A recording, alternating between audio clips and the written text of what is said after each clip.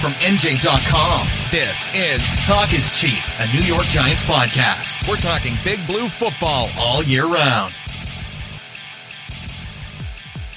Welcome on in, Giants fans, to episode 147 of the Talk is Cheap podcast right here on NJ.com. As always, I'm Matt Lombardo, and I'm joined by my friend and colleague, Ryan Dunleavy. And Ryan, as we head down the turnpike to Washington, D.C. on Sunday against the Redskins, the Giants are looking to extend to a 2-game winning streak. They're favored for the second time all season, and they're looking to win their first division game of the season. As we enter Week 14 here, the Giants still have, for one more week, a less than 1% chance of making the postseason.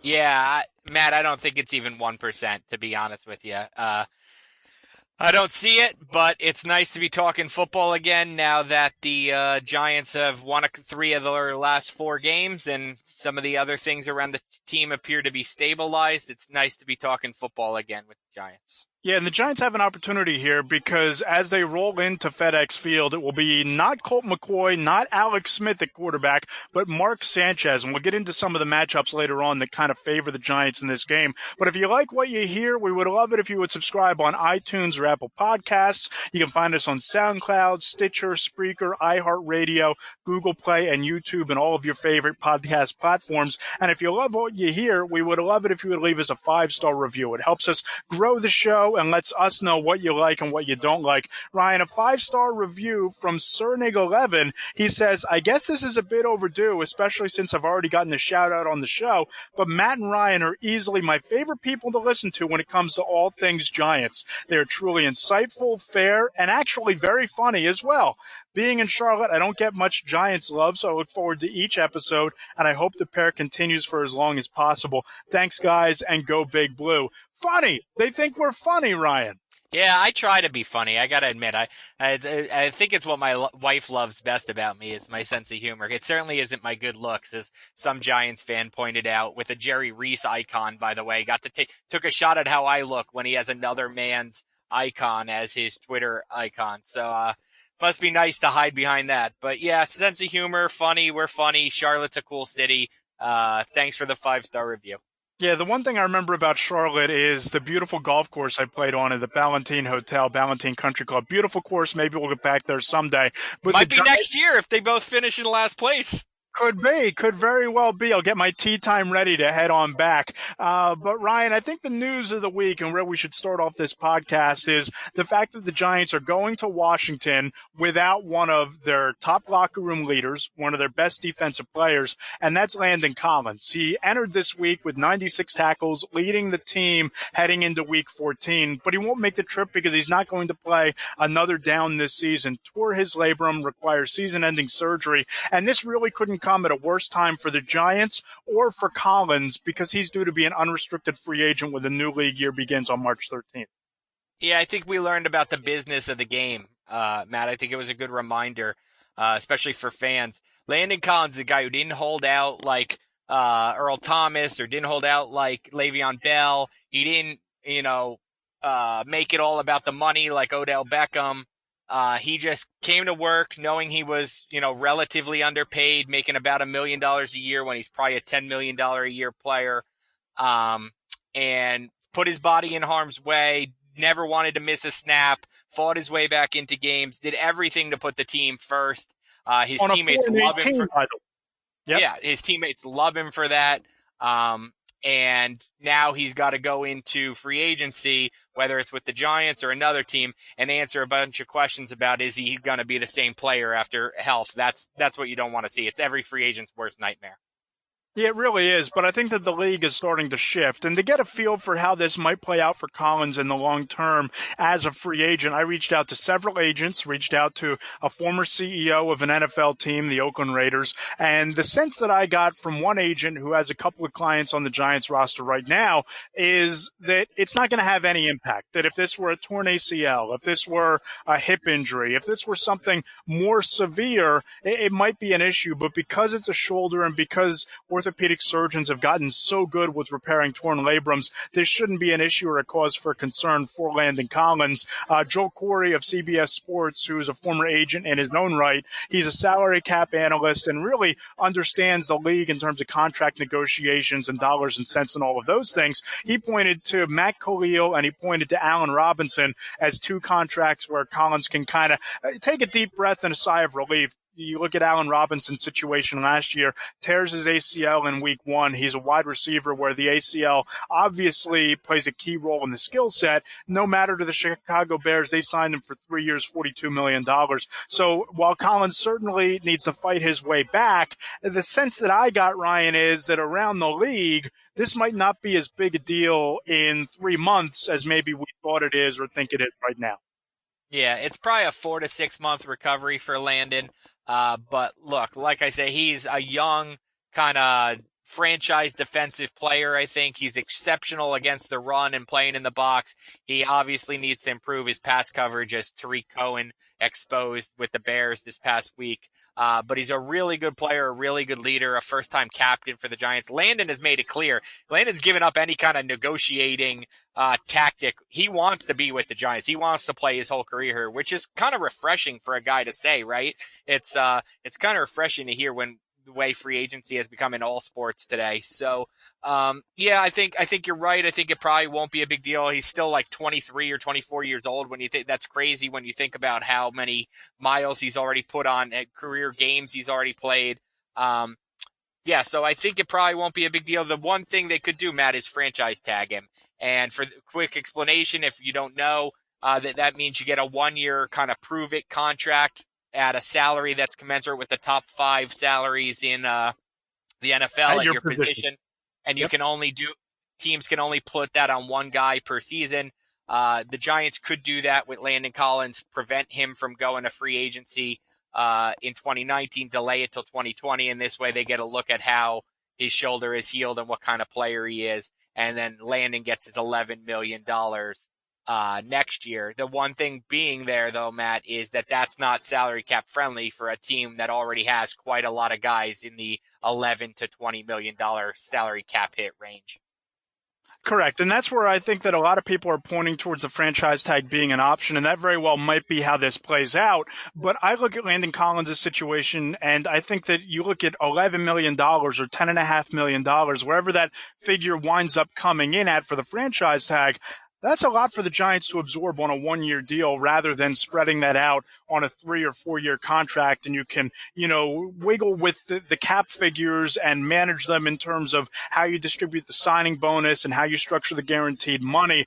To me, I think it's more likely that Collins plays elsewhere than it is that they use the franchise tag on him, given how many needs they have at priority positions. You talk about offensive tackle. You talk about potentially signing a veteran quarterback if you don't draft one in the first round. You talk about maybe bringing in a high-priced offensive guard. That's a lot of money. Cornerback is another spot after you traded away Eli Apple, and who knows what Janoris Jenkins' future holds. $11 million for 1 year is a lot to invest in one spot when you have that many needs. I hate playing the sitting on the fence, so I'm going to kind of jump off the fence, like take a soft leap off the fence. I disagree with you that Landon Collins is more likely to play elsewhere. But here's what I think. I think he's likely to play elsewhere if Olivier Vernon, Janoris Jenkins, and Eli Manning are all on the team next year. I don't think that'll be the case. I think at least one of those 3 guys will be gone. And I think the salary cap savings, even though there's dead money, I think the savings from one of his 3 teammates is what's going to end up keeping Landon Collins here. Yep, I think that's absolutely fair. And I think that when you project out what Landon Collins' free agency is going to look like, what kind of interest he's going to garner, not only from the Giants, but from 31 other teams, it's not going to be the shoulder injury that's the biggest concern. It's going to be his ability or lack thereof in coverage. You look around the NFL, Ryan, we all can see this is a passing league, right? Teams are putting the ball in the air 30, 35, 40 times per game. And Chase Daniel made no bones about the fact that he was targeted targeting Landon Collins. Chase Correct. Daniel of the Chicago Bears was having success in the passing game, deep over the top, matched up one-on-one against Collins. He's a box safety and a very good one at that, up against the run, rushes the passer a little bit. He's as physical as they come, but he lacks that pass coverage component that I think is a prerequisite to being an elite safety in this league. Don't get me wrong. There's no disrespect to Landon Collins. I think he's a tremendous safety. I don't think he's one of the 2 or 3 best at his position, which is where the franchise tag would pay you and is where someone like Earl Thomas is likely to reside on his next deal. See, I think he probably is one of the 2 or 3 best strong safeties in the NFL. Now, for just looping safety together, which the franchise tag does and which, some position ratings will do, then he's not. Not if you include free safeties, because he obviously, like you said, struggles in pass coverage. Strong safety he probably is, because that's more of a run-stopping position. What I want to see Landon Collins, whether it's with the Giants or with somebody else, I want to see him play next to a good center fielder type free safety. Curtis Riley is not that. He's had a miserable season for the Giants. Andrew Adams and Darian Thompson, the guys he played with his first 2 seasons, they were okay, but neither one of them was, neither one of them was a Pro Bowl caliber safety or even a, legitimate and proven NFL starting safety. I want to see him with that guy. I want to see him with the guy, if not a Pro Bowler, a guy who started in this league for 5 or 6 years, who can cover center field and let Landon do the things Landon does well. Then I'd like to see what Landon could do in that defense. And let's call it what it is. Either way, he's still probably the Giants' best defensive player. Even limited in one capacity, he's probably their best defensive player. Totally agree. And again, I'm not taking anything away from Collins. I'm just saying in his skill set, his inability in coverage, I think, hurts him in terms of his overall value. Yeah, exactly. And I think that as the Giants, if they continue to win games, if they beat Washington on Sunday, if they beat one of the following 3 games, whether it's against Tennessee at home, at Indianapolis, or a Week 17 game against Dallas that might mean everything for the Cowboys or might mean nothing to the Cowboys, you're getting further and further away from the Nick Bosas and the Clelin Ferrells and the Justin Herberts and Dwayne Haskinses if they both come out. And you're looking at a pick somewhere in that 8 to 12 range. You look at a guy like Deontay Thompson coming out of Alabama. I think that he's a guy that could make a lot of sense for the Giants and would really fit the mold not only of an all Crimson Tide secondary in terms of the safety position, but a free safety who can allow Collins to flash his skill set and not necessarily become that liability in coverage that offensive coordinators target as they have over the last several years. Yep, I agreed there. I just think that the way the Giants play this out will be very telling for the offseason. But there's a football game to be played. Actually, you know what else there is, Matt? There's a quarterback. There's a quarterback discussion. Did you know the Giants have quarterbacks other than Eli Manning on the team? I don't know if we've talked about that at all on this podcast. Do the Giants know that? I'm not sure if the Giants know that there are quarterbacks other than one who wears number 10. Yeah, that's right? a good point. I mean, before Landon Collins' surgery, the biggest news of Sunday, other than the win, of course, is the fact that the Giants, 6 days after Pat Shurmur comes out and asks the media, well, why are you jumping over to Alex Tanney? Well, he jumps over Alex Tanney and makes Kyle Lauletta the number 2 quarterback on the roster, activates him on game day for the first time. And all of that seems to be pointing to, and this is me reading between the lines here, that as soon as that chance for the playoffs to make the postseason for the Giants dips below .0001 and goes to 0.0000, and they join the Oakland Raiders as the teams that have been eliminated from postseason contention, whether that's losing to Washington on Sunday, losing to Tennessee in a week, that tells me that the Giants are inching closer and closer to playing Lauletta, but I don't think Kyle Lauletta takes an actual snap until that chance to make the postseason is finito, done, over with, and the epitaph has been written on the 2018 season. Yes, I agree with you 100%. I think that's the reading between the lines takeaway from this week on the quarterback thing is Manning's going to take every snap that matters and maybe some that don't. I wouldn't be surprised if the Giants went on the Patrick Mahomes plan, which is what, Shurmur kind of mentioned unprompted this week, about how his mentor, Andy Reid, handled Mahomes last year. They groomed him behind the scenes and then they played him in the season finale. Wouldn't be surprised if that's what the Giants did with Lauletta, just gave him 1 game at the end of the season. That would not surprise me at all. There's a big difference there. There's a significant difference here. Well, there's two significant differences. Patrick Mahomes is chosen with the number 10 pick in the draft. He was chosen with the intention of becoming a franchise quarterback. And Andy Reid went through a situation with Donovan McNabb where he went the opposite tact. He played Donovan McNabb after 8 weeks, played him in the second half of games when Doug Peterson and the Eagles were getting blown out, also with the intention of McNabb ultimately being the franchise quarterback. We don't know that Kyle Lauletta is going to be the franchise quarterback. And that's what was on that staff too. Yes, he was. He was the quarterback coach that year in 1999. And this is where people on Twitter, I think, get things a little bit misconstrued. I'm not, setting it in stone that Kyle Lauletta is a franchise quarterback. No, neither am I. But the reason why you have to play him is that you have to find out if he's a franchise quarterback before you get into the 2019 NFL draft. And I think that Kyle Lauletta is an unknown at this point. But the further and further you get into the regular season without playing Kyle Lauletta, the more difficult it becomes to judge what you have in him. And if you need to take Herbert or Haskins or Greer or Kyler Murray or any of these other quarterbacks that might be coming out in the draft in April. Yes, absolutely. Listen, by no means am I saying Kyle Lauletta is better than Eli Manning right now. He's not. By no means am I saying he is the answer for the future. I do not know that, and I'd be surprised if he is. I just think it's time to get an evaluation. The same way you're getting one on Grant Haley or Sean Chandler or RJ McIntosh. Yeah, same way. It's time. And if you want to play the playoffs semantic game on elimination, I guess I understand that. I guess if you're talking 2 games versus 3 or 3 versus 4, it ain't going to be 8. It ain't going to be 10.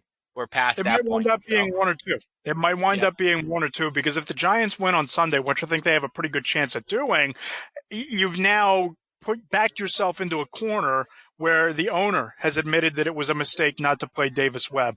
People behind the scenes in the Giants organization have talked about their desire to see Kyle Lauletta on the field this year. You've backed yourself into a corner that if the Giants beat Washington and are still alive heading into Tennessee, and they have a .01 instead of a .0001 chance of making the postseason. Now you have to play Eli Manning against the Tennessee Titans, and you're down to a road game against the Colts and the home finale against Dallas to get on the field. So, Ryan, as we've kind of, talked about throughout the course of the year, made predictions and all of these things, as we sit here going into Week 14, what's your gut tell you? Does Kyle Lauletta play in 2018, or did the Giants go an entire season without Lauletta taking a snap? I think he'll play. My gut says he'll play but not start. I'll probably play in the last 2 games, but I don't think I'll start either one. That's my gut. What do you think?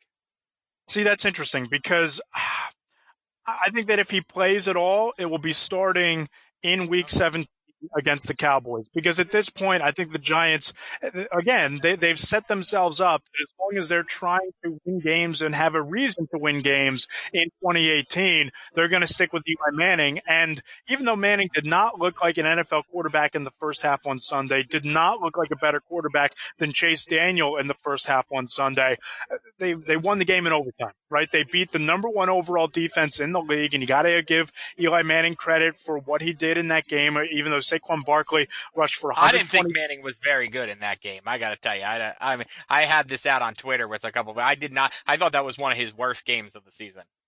Yeah, but I think that when you go up against that defense, you have to kind of tailor your expectations to what the quarterback's going to give you, and you need to manage the game. And I thought in the second half, in the overtime period, when they committed to running the football, I thought that Eli, in game managing mode, obviously did enough to win the game. Now, he didn't put the game on their back and win it for them, but the offense did score 23 points against a Bears defense that's the best in the league right now. Yeah. Look, I think we've probably spent enough time on this quarterback thing, but right now, we should probably do this on every podcast that we do until the decision is made. Right now, in 30 seconds or less, is Eli Manning on the 2019 roster, and is he the starting quarterback or someone else?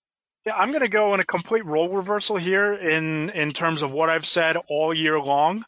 I'm going to answer yes to both of those questions because I think that the Giants have played their way out of the conversation for either Justin Herbert, if he comes out of Oregon, out of the Dwayne Haskins conversation because you're not going to be picking in the top 5. You're going to be picking in the top 8 to 12 picks. And there are going to be a lot of teams that are needing quarterbacks at the top of the board. You don't know what the Oakland Raiders are thinking about Derek Carr. You certainly have to believe that the Jacksonville Jaguars are going to move mountains to get a quarterback. You don't know that Washington isn't going to be in a position where they're going to mortgage their future to go get a quarterback given their issues with Alex Smith. And I think Sad the Giants news today. Yeah. Sad news. Terrible news that he might not play again because of that broken fibula and tibula. So Infection. infections and the whole thing stemming from the surgery. Terrible news for Smith. But my point here is there are suddenly an influx of teams that need quarterbacks who are going to be picking around the same range as the Giants. And I think you're looking at a possibility where they could restructure Eli Manning's deal and bring him back in 2019 or beyond. Now, I don't think that that's the right move, but I think that if you're asking me on December 5th, 2018, what the most likely move is for the quarterback, it's going to be that Eli Manning is here for the Giants in 2019. Yeah, I think that I think I've made it clear I don't think that's the right move, but I do think that's right now where I think things are headed. Yep, and just to spin it forward to Sunday, Ryan, we'll get into the game and some of the key matchups, but where are you at in terms of the Giants going into this game and their chances of coming out with a victory and Pat Shurmur's first division victory as an NFC East head coach? I think they'll win the game. I mean, I just think we saw there was very little difference between these two teams when they met at the Meadowlands earlier this year. The Redskins had Alex Smith that day. The Giants are better now than they were then, mostly because of the offensive line. That was one of those games, like so many this season, where it was low scoring and close at the end of the third quarter. Then Adrian Peterson ripped off a long touchdown run, and then the Giants got garbage points at the end of the game. I think the Giants are probably better right now than the Redskins are with Mark Sanchez, the Sanchez. So I think that, but look, it's going to depend on the Giants secondary without Landon Collins. I mean, Curtis Riley, Michael Thomas, and Sean Chandler are going to have to step up. And it's a good matchup, I think, for the Giants because the Redskins are probably going to want to run the ball with Adrian Peterson and try to keep it low scoring. And I think the Giants probably will be able to have a good enough defense to shut down a one-dimensional offense. Yeah, and you watched that game on Monday night between Washington and the Eagles, and there just wasn't – they didn't get any production out of the quarterback position. Whether it was Colt McCoy early before he broke his leg or Mark Sanchez late, they couldn't move the football. And you look at Adrian Peterson, he rattled off a 90-yard touchdown run, one of the longest – I believe it was the longest runs of his career. He had a lot of success, had, I believe, a 75-yard touchdown run against the Giants earlier this season. They're going to have to stop the run, and this is a much different Giants front seven than the one that took the field against Washington. Damon Harrison, their best run stuffer at the time, no longer here. So I think that's where this game is going to be won and lost, but I think that the Giants just have a lot more going on offense right now than they did the last time these teams met. The offensive line is better. Saquon Barkley coming off a 125-yard rushing game against a Bears defense that was only allowing 80 yards per game. You look at Odell Beckham Jr., he's played much better over the last 3 or 4 weeks than he did in the first half of the season. I think this is a team that's firing on all cylinders offensively right now, and this is a Redskins team that I think is not only searching for an identity, but it's hard to win games, as the Giants saw in the first half of the season, when you're not getting competent, consistent quarterback play, and the Redskins just aren't right now. Yeah, two things, and like we could say this every week, especially in most football games, but especially with the Giants, is I just think the game comes down to the line of scrimmage. Olivier Vernon looked like he woke up. He was criticized pretty heavily last week, and maybe that's a shot in the arm. Maybe it's a coincidence, but he had definitely his best game in probably 2 years with 2 sacks, 5 tackles, a forced fumble. Definitely his most disruptive game. The Giants need more out of that because their pass rush is so light. And then on the offensive side of the ball, I think it was mostly Nate Solder, but did a really good job against Khalil Mack. The inside of the Giants line held up enough against guys like Hicks. The Giants have to do that because the Redskins and Matt Ioannidis was, I think, the number 1 guy. But the Redskins had, 7 sacks against the Giants earlier this year. I mean, if that happens again, forget it. That 1% playoff chance goes up in smoke. Yep, no, and I think that when you look at Olivier Vernon, he had a big game last week. B.J. Hill from the interior, he had 3 sacks last week. But that matchup with Vernon versus Trent Williams, that's going to really dictate what the Giants are able to do on defense. And I think the Giants got a little bit of a boost here because Williams has been banged up. He was dealing with a broken thumb that I believe he suffered in that first game against the Giants. It's kind of been nagging him the last several weeks. He was upgraded to questionable going into the Eagles game. Did okay in that game, but again, the Eagles might have the best defensive line in football. The Giants certainly are building towards that with the talent they have in the front seven. I agree with you. I think this could be a monster game from Vernon. The matchup that I can't wait to see, though, Ryan, is Odell Beckham Jr. against Josh Norman. Norman had a really nice game the other night against Alshon Jeffrey, and last time I believe Odell Beckham Jr. was held to just 38 yards receiving. How do you see that matchup playing out this time? It's funny that they have such a history together, as we detailed, the last time these teams met. And then it wasn't even really a storyline that day. There was no antics. Neither one had made a game-changing play or anything. It was just kind of bleh. So I expect a little more fireworks on both sides of the ball probably in this game. There's, the Giants are a little more awake, I think, than they were then. So. Look, I think like it is at most times, Odell matches up with a top cornerback. I think they'll both win their share. Wouldn't be surprised if Odell had a touchdown. He seems to be finding the end zone more frequently. Heck, I wouldn't be surprised if Odell threw a touchdown. So, yeah, and I think, Norman will win his share. Like you said, people forget about him now that he's in Washington. They don't talk about him the same way they talked about him when he was in Carolina. But for my money, he's still one of the top cornerbacks in the league. So I think he'll probably win his share. Wouldn't be surprised if he had a couple big pass breakups on Odell. Yep, and I think that that's where someone like Sterling Shepard, if he's able to go, he suffered that rib injury last week. If he's able to play and if he's able to contribute, that's where I think that Eli Manning can feast a little bit with all the attention that's paid to Odell Beckham over the top and that matchup going on with Josh Norman. This has the potential to be a big game for Sterling Shepard, but his availability seems to be up in the air after that injury. Yep, exactly. And Evan Ingram's another guy whose availability is up in the air. His snaps went a little down because Red Ellison went up as the Giants became more of a running team. But if Ingram plays, I mean, we saw against the Bucs, he can still make big plays over them. It's almost like he should be the number 3 receiver on this team. But yeah, he's another guy. If he plays, I think opens up the middle of the field for the Giants. So really depends what weapons are here and there because we've seen as spectacular as Barkley and Beckham are, they can't do it by themselves. No, but I think that you look at this game and this matchup in particular, you have a Redskins team that's averaging a little more than 100 yards per game allowed on the ground, and you look at Barkley coming in with the chance to become the first Giants rookie running back to surpass 1,000 yards in franchise history. He's still on pace to eclipse over 2,000 all-purpose yards. He has 12 touchdowns coming into this game, third in the league in all-purpose yards behind Todd Gurley and Ezekiel Elliott. This is a game where I think that Barkley could rush for 140 or 150 yards if the Giants commit to the run game early on. You know that he's good for a big breakout performance, but I think you're starting to see, especially on that 22-yard gain at the end of the first half and the big run at the start of overtime, that when you commit to him, he's starting to have fewer negative runs, and you're starting to get him into a rhythm where the ground game is becoming a focal point of the offense, which is why I don't think that it's a coincidence that Eli Manning had a big game against Tampa Bay, and you saw the running game really carry the Giants past the Bears last week. Yeah, I mean, look, sometimes football, we overcomplicate it. The only time the Giants have lost in the last 4 games is the game Saquon got like 13 touches and Pat Shurmur forgot about him in the second half of the game against the Eagles. I mean, it's really that simple. The last 4 games, Saquon's had a lot of touches. The Giants win. He hasn't had a lot of touches. The Giants lost. I mean, it's really that simple.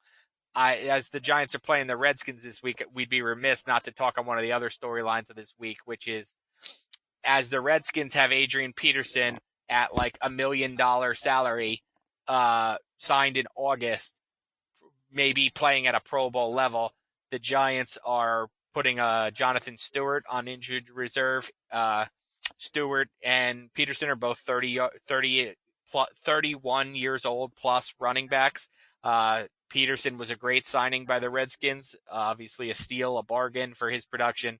Jonathan Stewart's exactly what people were afraid he was going to be when the Giants signed him, which is a free agent bust that proves the 31-year-old running backs have too many miles on their tires.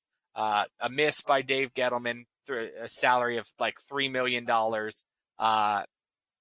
And really, there was never a role for, as soon as the Giants drafted Barkley, and let's be fair, the Giants signed Stewart before they drafted Barkley. Yep. There is a scenario in this world where Stewart and Goldman were the running backs on this team if the Browns had drafted Barkley. But yes, once they drafted Barkley, Stewart's role was never really going to be big, and he's going to finish with 6 carries for 17 yards in his one season with the Giants. So yeah, it might be a little unfair to compare Stewart and Peterson, apples and oranges, but really to me it's not. It's the Giants could have had a guy like Peterson. They went with Stewart in March, and it's worked out about as bad as could be expected. Yeah, and I gotta, pat myself on the back here, and I'm gonna try not to, break my wrist while doing so. But I remember taking a lot of heat on Twitter for pointing out back in the spring that it looked like Jonathan Stewart looked like a quote-unquote plodding running back trying to hang on for one last deal, and looked like he lost a step because that was evident from the first couple days of practice. Yeah, he does not look like the same running back, and I think that this is one where Dave Gettleman and the Giants simply whiffed. And obviously, Stewart was brought here for a significantly different reason than Adrian Peterson with Washington. And you remember that the Redskins, I believe, signed Peterson after Darius Geis was lost for the year with a torn ACL. So he had a much larger role in the offense. But there's no real defending this signing, whether it was as a role player, whether it was as a contributor. Stewart did not live up to those expectations of that deal right from Jump Street. Yeah, and why are they talking about this? Why are Matt and Ryan talking about Jonathan Stewart? One reason I think it's important, and as we wrap up here, is the Giants. Dave Gettleman, that was an emotional, subjective signing for him. He was with Stewart in Carolina when he was the general manager. He obviously knew him, personal relationship. So there was some subjectivity there. There was a guy he knew, some sentimentality. It's exactly what the Giants can't do this offseason. Whether it's with Eli Manning or Vernon or any Collins, the NFL is a cold business. The Giants have to make some cold-hearted decisions this season. They can't make more, sentimental decisions like the Stewart one, I believe, was. Very well put, very well said. Ryan, before we get out of here, let's get your pick for Sunday. Did I send it to you yet? I don't believe. Look, most people are picking the Giants. I certainly think the Giants could win. So I'm doing this off the cuff here because I don't think I've actually made it yet. I'm going to pick the Redskins something like 21-20. For the Giants to win this game certainly could happen. My theory is that I just think the Redskins will probably win the game. They have more to play for. Rally around Alex Smith and the news about him that we discussed earlier. I just think the Redskins probably bounce back and win a tight game. Wow, I just don't see it that way. I think that when you look at Mark Sanchez at quarterback, you look at the issues that Washington had moving the ball against the Eagles on Monday night. I don't see any quick fixes to that with Sanchez and Josh Johnson or whoever else has to come in the game if they face a doomsday scenario with Sanchez also getting hurt. And I think the Giants are running the ball and moving the ball well enough offensively to kind of dictate to Washington for the first time, maybe since the Tampa Bay game, that they've been able to really dictate a game to an opponent. I like the Giants in this one. I think they put up some points. I think they win the game 23-16. I think it's going to be one of those ugly knockdown, drag them out NFC East games. And, we're going to be back on this podcast next week, Ryan, talking about the Giants 0.2211% chance at making the playoffs heading into a game against Tennessee at MetLife Stadium. Yeah. Now, look, if that's the case, then what we'll really be talking about probably is missed opportunities. The Carolina game, the Eagle game, the games that the Giants could be. What would they be then? 6-6 instead, or 6-7 instead of 5-8, something like that. Or 7-6 instead of 5-8. Yeah, I mean, it's almost the point now. We went from talking about a top 5 draft pick to, oh wow, imagine if they got this break or that break, we'd be talking about the playoffs. But that's how bad, or maybe mediocre is a better word, the NFC is right now, except for the Saints and Rams. Yep, and especially in this division where you look at the Eagles-Cowboys game, basically going to decide the division race between two teams that are struggling to stay above 500. Ryan, look forward to Sunday at FedEx Field. We'll see you then. Be sure to follow Ryan on Twitter. He's at RY Dunleavy. I'm at Matt Lombardo NFL. And, of course, you can follow the show at Talk is Cheap NYG on Twitter. We appreciate you listening, and please subscribe on Apple Podcasts, iTunes, SoundCloud, Stitcher, Spreaker, and all of your favorite podcast platforms. Ryan, I'll talk to you next week, and I'll see you in D.C.